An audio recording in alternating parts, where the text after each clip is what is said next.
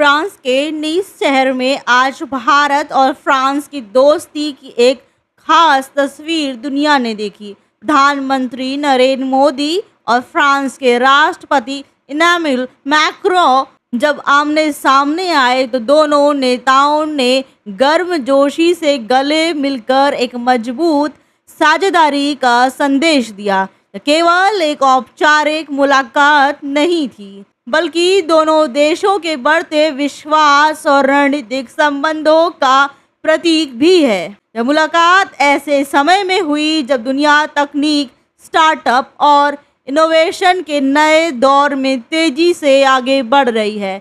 इसी कड़ी में दोनों नेताओं ने संयुक्त रूप से इंडिया इनोवेट्स कार्यक्रम का उद्घाटन किया, जिसे वैश्विक नवाचार सहयोग की दिशा में एक महत्वपूर्ण पहल माना जाता है। इस कार्यक्रम का उद्देश्य भारत, फ्रांस और दुनिया के अन्य देशों के स्टार्टअप, शोध संस्थानों, इनोवेशन प्लेटफॉर्म और वेंचर कैपिटल फंड को एक साझा मंच पर लाना है। इसका मकसद नए विचारों को निवेश, तकनीकी सहयोग और अंतर्राष्ट्रीय साझेदारी के जरिए वास्तविक उत्पादों और सेवाओं में बदलना है। अगर आसान भाषा में समझें तो यह ऐसा प्लेटफॉर्म है जहां एक तरफ नए और अभिनव विचार लेकर आने वाले उद्यमी मौजूद होते हैं, तो दूसरी ओर उन विचारों में निवेश करने वाले निवेशक और बड़ी कंपनियां, दोनों के बीच सीधा संवाद स्थापित कर नए अवसर तैयार किए जाते हैं।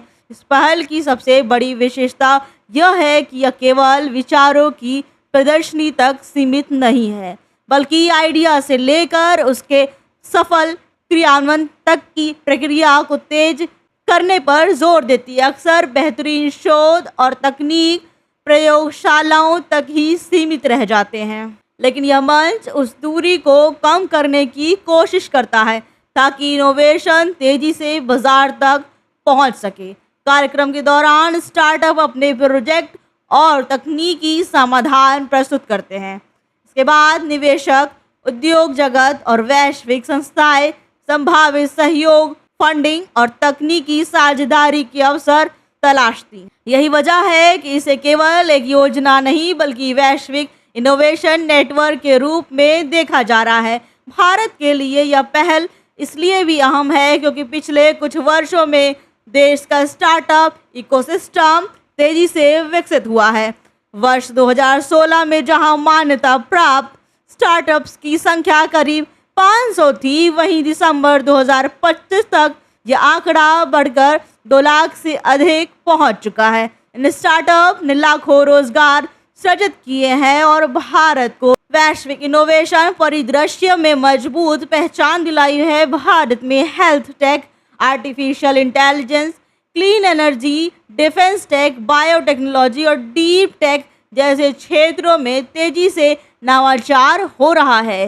हालांकि इन तकनीकों को वैश्विक स्तर पर विस्तार देने के लिए अंतर्राष्ट्रीय सहयोग और निवेश की आवश्यकता है, और फ्रांस और भारत की यह साझेदारी उसी दिशा में एक महत्वपूर्ण कदम मानी जा रही है। कुल मिलाकर इंडिया इनोवेट्स कार्यक्रम इस बात का संकेत देता है कि आने वाला समय उन्हीं देशों का होगा जो नए विचारों को तेजी से अपनाएंगे, उन्हें सही निवेश और तकनीकी सहयोग देंगे तथा इनोवेशन को वास्तविक समाधान में बदलने की क्षमता विकसित करेंगे। भारत और फ्रांस की यह पहल भविष्य की उसी सोच को मजबूत आधार देने का प्रयास है।